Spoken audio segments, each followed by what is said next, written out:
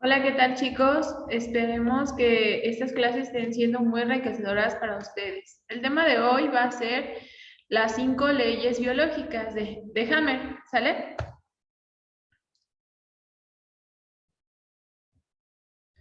Vamos a tener que fueron un descubrimiento en el campo médico biológico de gran importancia. En 1980 a 1990, el doctor hace descubrimientos y muestra principios biológicos que rigen todos los procesos que han desarrollado ciertas enfermedades, ¿sale? O ciertos males que han tenido tanto los seres humanos como los animales. Nos aportan elementos extremadamente precisos para valorar aquello que está sucediendo en nuestro organismo. Vamos a tener la primera ley, ¿sale? La primera ley nos dice que cada enfermedad se origina a partir de un shock biológico, grave, inesperado, agudo, dramático o vivido en soledad, que ocurre de forma simultánea en 3 niveles: la psique, el cerebro y el órgano. Como tal, a esto se le va a conocer como shock biológico o DHS, ¿sale? Entonces, vamos a tener diferentes cosas. Por ejemplo, el DHS, que va a ser el shock biológico, nos va a decir que va a ser tanto lo vivido solo, lo inesperado y todos los procesos agudos dramáticos, ¿sale? Y luego vamos a ver el FH, que es el foco de Hammer, que me dice que en el organismo vamos a tener órganos, vamos a tener el psique y el cerebro. Y todo eso va a estar englobado solamente por el ambiente en esta cuestión social. Nos dice que en el instante que ocurre tal evento inesperado, en este caso, por ejemplo, un enojo, una tristeza muy grande, felicidad inclusive, vamos a tener sentido biológico o contenido conflictual. Que la persona perciba, activan uno o más ciertos, si lo vemos así, ciertas zonas cerebrales, ¿sale? Y esos a su vez programas esenciales con sentido biológico, que va a ser por sus siglas SBS, cada uno de acuerdo para hacer frente al tipo de evento inesperado vivido por la persona. El contenido del conflicto biológico o sentir biológico es determinante en la localización del impacto tanto en el cerebro o en el foco del Hammer, que va a ser a nivel cerebral o bien a nivel orgánico, ¿sale? El FH va a ser el foco de Hammer. Entonces, si nos regresamos, nos vamos a dar cuenta que el foco de Hammer va a ser directamente todo lo que está en nuestro organismo, en nuestro órgano, en nuestra psique, en nuestro cerebro y, repito, va a estar en conjunto con nuestro ambiente. La segunda ley biológica nos va a decir que en caso de solucionar la situación del conflicto biológico, aquí ya es directamente del conflicto biológico, ¿sale? Va a ser el evento que se llama conflictosis o CL. Cada programa de SBS va a atravesar normalmente 2 fases principales. La fase CA, que es activa o de conflicto activo, que implica un tono neurovegetativo simpático. Si nosotros estudiamos el sistema nervioso simpático y el parasimpático, nos vamos a dar cuenta de lo siguiente. Cuando nosotros, por ejemplo, estamos en una situación que todo el tiempo nos sentimos atacados, ¿qué va a pasar? Pues bueno, el sistema nervioso simpático va a ser el encargado de activar nuestras funciones principales para sobrevivir, ¿sale? Entonces, por ejemplo, ¿qué tal si yo tenía muchas ganas de ir al baño, pero está temblando? Ah, bueno, las ganas de ir al baño van a ser secundarias. Lo primero es salir corriendo para que mi vida no corra un riesgo y yo salvarme, ¿sale? Así es como funciona. Pero la cuestión parasimpática nos habla de que va a ser más en relajación. Por ejemplo, si yo estoy solamente estudiando, leyendo, pues yo voy a sentirme tranquila, voy a estar en paz, no corro peligro. Y entonces quizás estas cuestiones de alerta van a terminar en segundo plano y toda la cuestión de relajación y de tranquilidad va a entrar en primer plano. ¿Sale? Y la segunda fase que va a ser la PCL, que es de reparación, o bien postconflicto de lisis, que es parasimpática. Si nos damos cuenta, la activa va a ser directamente lo simpático y la PCL lo parasimpático. La secuencia bifásica trípica de una SBS, desde el inicio hasta el final, pasa por las siguientes fases y momentos. Ojo con esto. Me voy a detener para que ustedes lo entiendan un poquito más. ¿Sale? Nosotros vamos a estar normales. Y aquí va a ser algo que se llama eutonía o un ritmo normal, que es simpático-tonía y el vagotonía. ¿Sale? Que va a ser durante, por ejemplo, al momento de dormirnos. ¿Sale? Que nos dice, me despierto de día y duermo de noche. Eso es lo normal, eso es lo ideal. Pero ¿qué pasa si hay algo que me conflictúa o bien tengo algún problema? Pues bueno, en mi fase activa voy a tener una masa conflictual, que va a ser una fase activa de un programa de SBS. ¿Sale? Hay algo que ya me está quejando. Estoy siempre tenso y duermo poco. O inclusive, ¿no? Hay muchas veces que mi paciente me dice, ¿sabes qué? Es que nada más no me puedo dormir. O sea, me tardo mucho para dormir. ¿Sale? Porque estoy todo el tiempo tenso. Dijimos que vamos a tener la segunda fase, ¿sale? Que es la PSLA, que es una fase de reparación. Aquí, a pesar de que el problema ahí sigue, simplemente nuestra psique ya lo modificó, ¿sale? Y va a ser una fase de reparación, que duermo mucho, pero ¿qué crees? Voy a tener náuseas, voy a tener fiebre, voy a tener ahora ya más, si lo vemos así, más efectos físicos, ¿sale? Ya no tan solo mentales, ahora ya vamos a lo físico, ¿va? Después, todavía no llegamos a ese punto, ¿sale? Pero vamos a llegar a la fase C, que es una crisis epiléptica o epileptoide, que eso me va a decir que a pesar de que yo no tenga crisis como tal epilépticas, puedo tenerlas inconsciente, ¿sale? Y también vamos a tener la fase PCIL, B, que va a ser una fase de cicatrización o cicatrizante, que me dice que duermo bien, orino y sudo mucho, ¿sale? Durante el día o bien en la noche. Y por último, otra vez vamos a iniciar como terminamos, ¿sale? Con una normotonía, que va a ser eutonía, resto de la cicatrización. Y aquí ahora me dice que me despierto de día y duermo de noche, ¿sale? A final del día todo esto es un proceso. Inicialmente se presenta el DHS, que da lugar a la fase activa o de conflicto activo, que tiene una cierta intensidad y una duración, llamada así masa conflictual.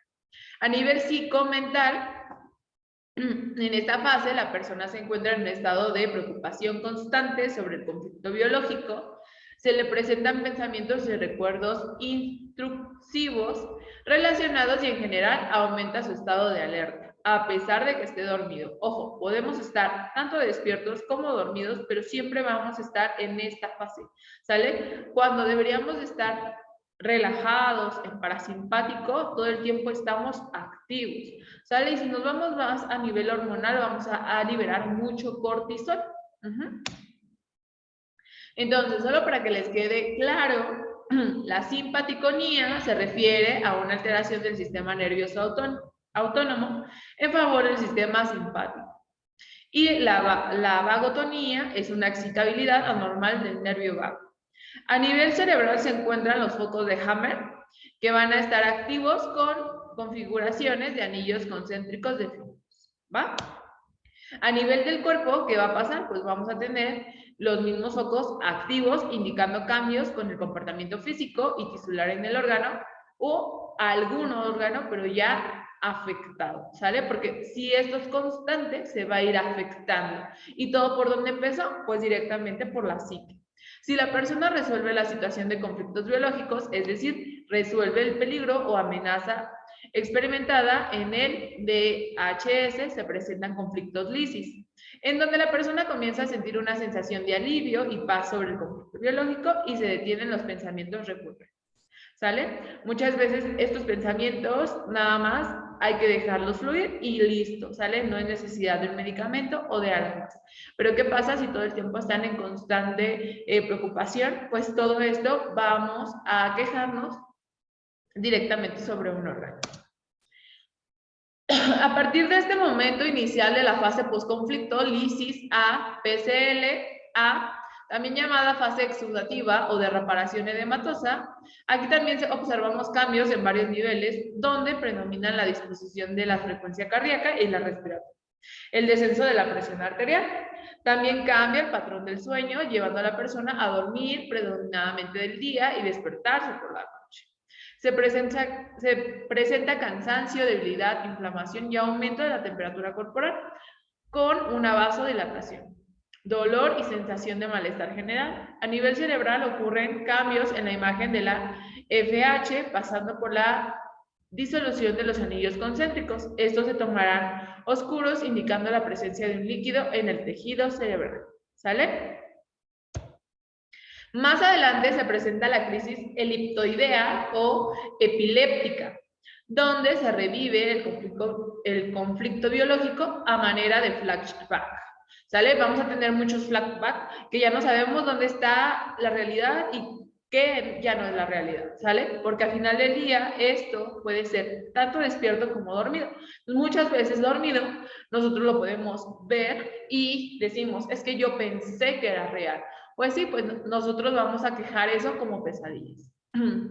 Entonces, los flashbacks van a llegar como si fuera una fotografía instantánea en caso de que la persona se encuentre dormida en ese momento.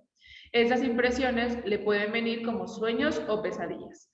A nivel cerebral, en el lugar del FH, los anillos comienzan a disminuir su tamaño y lo mismo hace el edema, tanto cerebral como el órgano. En el cuerpo vuelve a presentarse cambios generalmente breves, pero intensos relacionados con el aumento de la frecuencia cardíaca, respiratoria y la presión arterial. También se puede notar la presencia de síntomas como escalofríos debido a la vasoconstricción generalizada. Algo característico durante esta fase es que comienza la eliminación de orina, proceso en el cual se continúa hasta el final de la fase PCLB.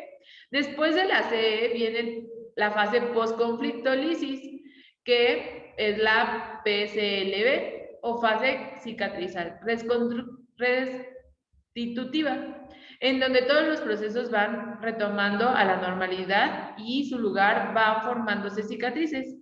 Las personas pueden continuar con cansancio, pero poco a poco se van sintiendo mejor. Y al finalizar, las PCLB se regresan en estado de normotonía o eutonía, en el cual el organismo vuelve a su homeostasis. ¿Sale? Muchas veces tenemos esa situación que mi paciente dice, ¿sabes qué? Duermo, pero no descanso. Porque todo el tiempo en la parte subconsciente va a estar súper activo todo. Pero si nosotros vamos resolviendo ciertos problemas en la parte biológica, nosotros también nos podemos ver reflejados en la parte física o orgánica, ¿sale? Y a la vez a la parte cerebral. Entonces es necesario ir curando desde raíz para que mi paciente empiece a descansar mejor y se siente más reparado. Y la tercera ley biológica nos dice que va a ser un sistema ontogenético de los programas especiales con sentido biológico, una SBS, que va a aportar muchos elementos importantes para entender el comportamiento físico preciso de los distintos tejidos y sus funciones. Dependiendo qué área cerebral haya sido afectada con el foco de Hammer, observaremos a nivel orgánico los dos tipos de comportamientos fisiológicos completamente diferentes. Y entonces vamos a tener que la parte de la normotonía, vamos a tener tejidos controlados por corteza cerebral y sustancia blanca. Tejidos controlados directamente por el cerebelo y el tronco cerebral. En la fase activa, la simpática, vamos a tener una reducción de funciones y reducción celular, necrosis, úlceras y atrofias. Pero bien, también podemos ver aumento de la función proliferativa celular, o sea, provocar un tumor, y la proliferación de microbacterias. En la fase de la solución parasimpática va a haber un crecimiento celular, reparación del tejido, cicatrización, restauración de función, y también va a haber una restauración de la función, reducción celular, gaseosa con micosis o escapulamiento. Y otra vez regresamos a lo mismo, ¿sale? Aquí ya volvemos a la normotonía, que va a ser una cicatriz y engrosamiento escamoso, una cicatriz conectiva, un callo óseo o bien una fibrosis muscular. Y los restos van a estar calcificados o va a haber cavernas, quistes o escapulamientos.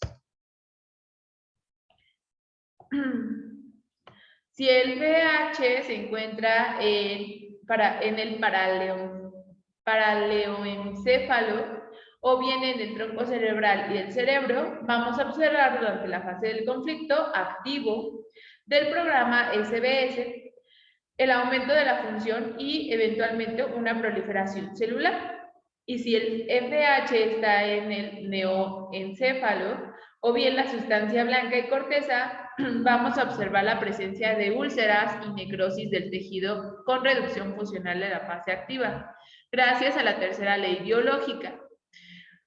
Nosotros podemos comprender de forma sistémica todas las respuestas del organismo y ordenar a los observadores clínicos cada uno de esos casos, ¿va? Entonces, en la parte del paleoencéfalo, vamos a tener el origen de los tejidos, el endodermo y el mesodermo antiguo. Luego, en la fase activa, vamos a tener el aumento funcional, proliferación celular, y en la reparación va a haber una caída funcional y una reducción celular. Siendo que en el neoencéfalo, en el tejido, bueno, en el origen de los tejidos, vamos a tener el mesodermo nuevo y el ectodermo. En la fase activa vamos a tener una reducción funcional y una necrosis celular, y en la reparación va a haber una restauración funcional y un recrecimiento celular. La cuarta ley biológica nos dice que también se puede llamar sistema ontogenético de los microbios. Esta ley describe las relaciones entre nuestros tejidos y los diferentes grupos de microbios, mostrando que los microbios no son la causa de las enfermedades, sino que más bien son simbiontes con nosotros y actúan de forma coordinada con el cerebro.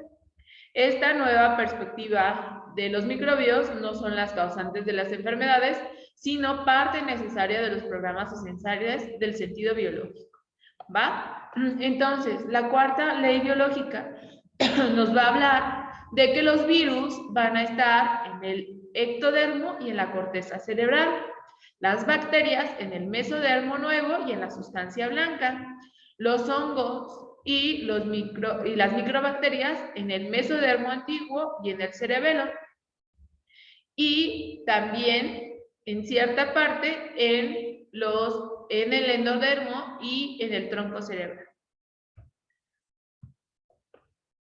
A través de su actividad coordinadora con el cerebro, que los procesos de reparación y cicatrización se llevan a cabo de forma óptima. En todo su simultaneidad de acción con nuestros tejidos en la fase de solución cuando hay mayores síntomas y potenciales complicaciones, lo que les ha conferido la imagen de sus enemigos. El desconocimiento de estas leyes biológicas y las relaciones que nos muestran en sus elementos nos impedirían considerar esta nueva como tal terapéutica, ¿sale? Y por último vamos a ver la quinta ley biológica, que esta también se conoce como quinta esencia, que establece que cada enfermedad es parte de un programa esencial de la naturaleza con sentido biológico, que puede ser comprendido a través de la solución de la vida. Todos los programas fisiológicos ordinarios de nuestro organismo, en conjunto con la fisiología normal, así como los programas esenciales BSS, que muestran una fisiología esencial en sentido biológico. Han sido integrados a través de millones y millones de años durante una nueva evolución y son, por lo tanto, absolutamente sensatos. De hecho, no hay nada malo o maligno. En todo esto únicamente hay procesos útiles. Las enfermedades dejan de ser fenómenos malos o fortuitos que la naturaleza no haya previsto, sino más bien fenómenos perfectamente programados en el organismo, que les dan la oportunidad de salir adelante cuando se encuentra abruptamente con una solución que conlleva amenaza para la supervivencia del individuo y de la especie. Esperemos que les haya gustado su clase, chicos. Nos vemos en la siguiente y cuídense mucho.